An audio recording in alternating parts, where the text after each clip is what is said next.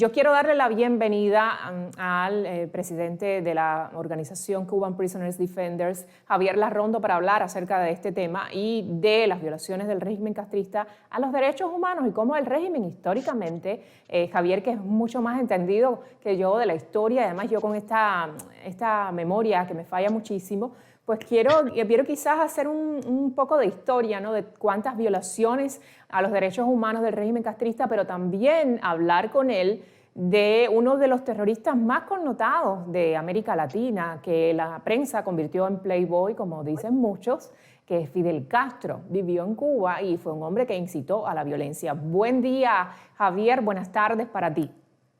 Buenas tardes, buenos días, ¿qué tal? Gracias, María, Maite, un abrazo. Un abrazo para ti, Javier. Si pudiéramos definir o tuviéramos que definir el estado de los derechos humanos, del respeto a los derechos humanos en la isla de Cuba en la actualidad, tú que haces un resumen mensual de cuántos presos políticos han aumentado o han disminuido en Cuba, ¿cuál sería tu opinión respecto al estado de los derechos humanos en Cuba? Mira, voy a tratar de ser sintético y utilizar fuentes oficiales para que no parezca esto una opinión. En los Ok. últimos 2 años, el Grupo de Trabajo para la Detención Arbitraria de Naciones Unidas ha dictaminado la necesidad de liberación inmediata de 11 presos políticos de la lista actual, lo cual constituye en números lo mismo que dictaminó sobre presos políticos de la oposición en los 10 años anteriores, en 2 años. En los últimos 15 meses, Amnistía Internacional ha nombrado 8 nuevos presos de conciencia. Esto también hay que remontarse muchos años atrás para ver tantos nombramientos de amnistía. En la CIDH ha habido 9 medidas cautelares en los últimos prácticamente 2 años, año y 10 meses.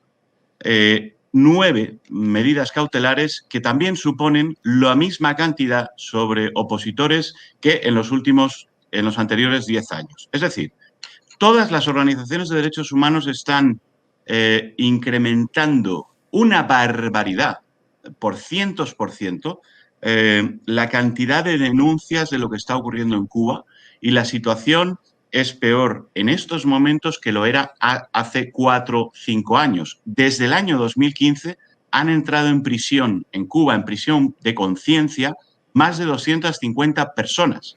Hoy en día, la lista tiene 134 condenados y convictos de conciencia y presos políticos. Esta lista va incrementándose todos los meses a un ratio de 4 personas nuevas, 4, algo personas nuevas que entran en prisión, y también salen, pero los que salen por cumplimiento íntegro de condena, porque las penas de conciencia, normalmente esos delitos fabricados que no son contra la seguridad del Estado, suelen ser de una media de 3 años y 10 meses, con lo cual van saliendo y van entrando. Y el régimen mantiene ese equilibrio que parece que la comunidad internacional le permite y juega a ese juego con la violación de derechos humanos. Si hablamos del aspecto cultural, el decreto 349 es brutal contra la cultura. Si hablamos de las redes sociales, el decreto 370, el decreto ley 370, es brutal contra la opinión en redes sociales. Y bueno, podríamos seguir. La ley de asociaciones es una barbaridad. La ley de migración es lo que permite que a los médicos cubanos les impidan la entrada durante 8 años en Cuba. Hay tanto, o sea, Cuba viola prácticamente toda la Carta de Naciones Unidas en cuestión de derechos humanos. Esto es una constatación no propia, sino hecha por Naciones Unidas, por Amnistía Internacional, por Human Rights Watch y por tantas y tantas organizaciones. Hay un aspecto también importante, la violación en los derechos laborales y sindicales, que Cuba está violando en las misiones médicas de forma masiva, a los empleados de empresas extranjeras también de forma masiva. Pongamos por caso los empleados de Meliá, que apenas cobran $25, pero Meliá paga por ellos cerca de 1.000, alrededor de 1.000, con lo cual el gobierno se queda con el 90 y muchísimo por ciento de su dinero y además los despide y los mueve cuando les da la gana. Y hablemos también de otra cosa importante, las expatriaciones forzosas que Naciones Unidas ha denunciado. Es decir, Maite, podría seguir y seguir y seguir. En los 2 últimos años ha habido tal elenco de violaciones de derechos humanos en Cuba que no podemos decir que Cuba respete ni uno solo de los derechos humanos. Javier, tú que eres abogado, ¿qué implicación desde... Yo veía lo que estaba comentando Laritza de Biersen, pero quiero saber tu opinión también desde el punto de vista legal. Esto que está haciendo el régimen de exponer a estos cubanos, digo, en el caso de Iliana Hernández, de Omar Ruiz Urquiola, de Óscar Casanella, de Luis Manuel Otero Alcántara, ¿cuán peligroso es y desde el punto de vista legal qué implicación puede tener el hecho de que el régimen esté haciendo esto? Y precisamente, y quiero preguntarte también, ¿no? Si Iliana Hernández pudiera entablar una demanda contra el régimen castrista por haberle hecho esto y este acto de repudio y esta cantidad de gente que estaba... Es decir, yo los veía como muy enardecidos, ¿no? A ver, entonados para entablar lo que... Vaya, para asumir el artículo 4 de la Constitución Sí, sí. castrista, Tomar las pero de armas. inmediato. A ver, que lo que faltaba era adelante, un adelante y empezar. Sí, cuando el gobierno convierte digamos, en terroristas a ciudadanos de la cultura, del arte, del activismo de derechos humanos, del sindicalismo, de la defensa de los derechos del homosexual, gays y lesbianas, de la defensa de la mujer y el maltrato y para impedir el maltrato. Cuando el gobierno cubano convierte a todas esas personas de la sociedad civil independiente en mercenarios y en terroristas, evidentemente lo que está haciendo es algo que lleva haciendo mucho tiempo, pero sinceramente por primera vez lo está haciendo sobre un grupo de ciudadanos, los de la cultura y el arte, que están agrupados de forma masiva en torno a una idea de libertad y ahí tiene la batalla perdida, o sea, la tiene perdida. El gobierno no puede ir contra su propia sociedad porque el pueblo se le va a echar encima. Cuando hablamos de los actos de repudio, de los asedios, de los cercos policiales a las casas, evidentemente son violaciones de los derechos humanos que pueden ser denunciadas. Sí, el problema que tiene Cuba es que Cuba no ha firmado nada internacionalmente que le permita digamos, estar vinculado a ninguna denuncia extraterritorial hecha en el extranjero. De manera que Naciones Unidas solamente se puede limitar a hacer comunicaciones. El grupo para la detención arbitraria hacer dictámenes que sí tienen una cierta fuerza, pero tampoco son vinculantes, o las desapariciones forzosas. Es decir, son contadas los mecanismos que tenemos para denunciar. Aún así, todos ellos deberían tener el asesoramiento para denunciar en organismos internacionales. No tanto el agotar la vía local en Cuba se debe hacer también, pero no para ganar la batalla, porque en Cuba te la van a denegar, sino para demostrar que has agotado Sí. todas las posibilidades. Pero a ver, Iliana Hernández, en el caso de ella, que es ciudadana española, ella pudiera buscar defensa, digamos, del gobierno español o de algún bufete español que la defienda, porque esta mujer está viviendo en Cuba en este momento porque el régimen la Correcto. tiene regulada y le impide salir de la isla. ¿Ella como ciudadana español tendría algún otro recurso? Correcto. De hecho, la Embajada de España en La Habana debería tomar acción de oficio. No debería ser, Iliana, ya viendo que está denunciado, que es público y notorio, la Embajada debería proteger a un ciudadano español para que no le ocurran estas cosas en un país con el que tiene relaciones diplomáticas. Sin embargo, no lo hacen, ¿verdad? No lo hacen ahora y no lo han hecho nunca.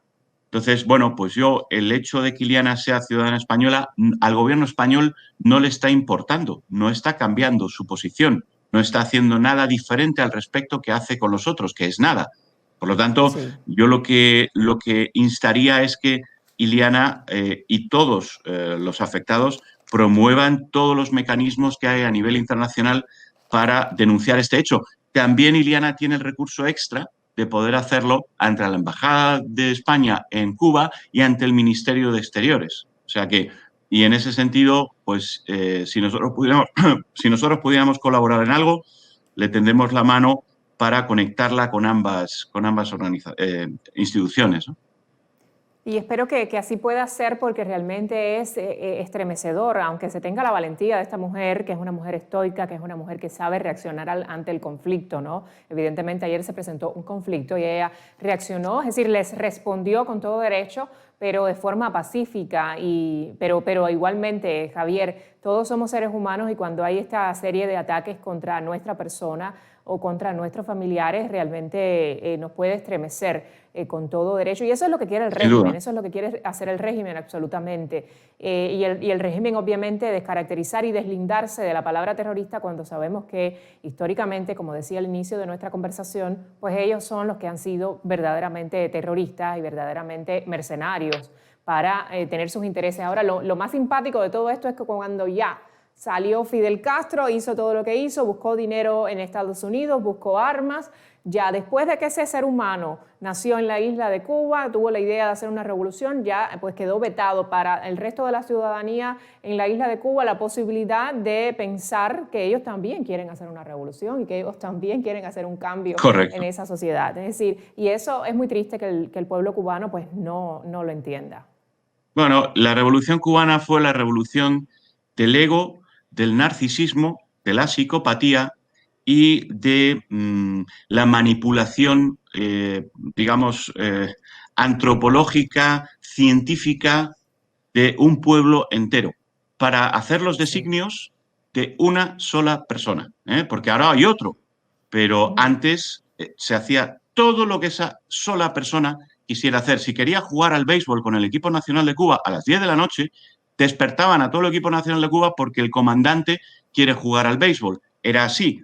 Así me lo han comentado los propios jugadores del equipo de aquella época. De manera que ese país ha sido como una especie de finca, de un cacique, que diciendo que es socialista era el más fascista y el más cacique y el más, con fascista se dice todo, que ha existido. Y bueno, eso es una realidad. ¿Qué le vamos a hacer, Maite? A eso nos tocó. Bueno, nos tocó, pero tenemos que luchar contra eso. Es Sí, una sí, realidad desafortunada, es sí. una parte de la historia nuestra desafortunada, pero que es fortuna que contemos con personas como tú, que asumen la responsabilidad diaria e incansable de luchar contra esa dictadura. Yo agradezco tu tiempo, Javier. Sé que hay muchas actividades que se van a estar realizando mañana, día que se celebra los derechos humanos en el mundo entero, en Cuba. En Cuba, bueno, ya es evidente que desde hoy están comenzando a desconectar teléfonos. Hemos tratado de comunicarnos con varios activistas en la isla. Resulta imposible y sabemos cuáles son las estrategias del régimen. Ellos saben que la única arma que tienen los activistas pues es precisamente el teléfono y la cámara del celular. Agradezco mucho la oportunidad de conversar contigo. Seguimos en comunicación y gracias por tu trabajo, Javier. Gracias a ti, Maite, por tu trabajo. Un fuerte abrazo. Gracias y gracias por continuar con nosotros en Cántalo TV. Tengo mucho para compartir con ustedes. Vamos a estar hablando de varias de las violaciones del régimen castrista a los derechos y las libertades de los cubanos. Más adelante me voy a estar comunicando en Santiago de Cuba con el pastor Alain Toledano, un hombre de fe, un hombre que sencillamente lo que quiere es congregar a su comunidad, ¿no? Y transmitirles un mensaje de fe y de esperanza. Ha sido atacado por ello, ha sido llevado a prisión, ha sido detenido, le han hecho actos de repudio en su casa, pero este hombre es increíblemente muy valiente y se ha enfrentado al régimen de una forma increíble, ¿no? Y yo le tengo un respeto tremendo.